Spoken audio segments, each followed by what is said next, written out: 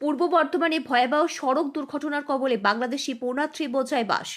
জানা যায় রাত আনুমানিক 2:30 নাগাদ বাসে করে বুদ্ধগার উদ্দেশ্যে যাচ্ছিল বাংলাদেশি পুণ্যার্থীরা। সেই সময় 19 নম্বর জাতীয় সড়কের পূর্ব বর্ধমানের জামালপুর থানার অন্তর্গত মুসুন্ডা এলাকায় একটা কন্টেনার পিছনের দিক থেকে এসে একটি বাসকে সজোরে ধাক্কা মারে। এই ঘটনায় অন্তত কম বেশি 18 জন বাংলাদেশি পুণ্যার্থী আহত হন।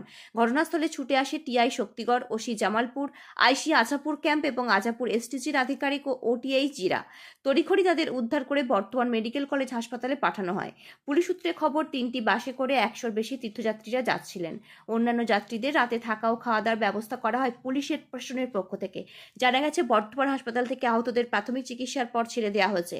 সমস্ত তীর্থযাত্রীদের পানীয় জল থেকে শুরু করে খাওয়া দাওয়ার বন্দোবস্ত করিয়ে এবং বাসে ব্যবস্থা করে ইতিমধ্যে নির্দিষ্ট গন্তব্যের উদ্দেশ্যে যাওয়ার ব্যবস্থা করে জামালপুর থানার পুলিশ। ভারতীয় পুলিশের এই মানবিক উদ্যোগকে প্রশংসা করেছেন বাংলাদেশি ওই তীর্থযাত্রীরা।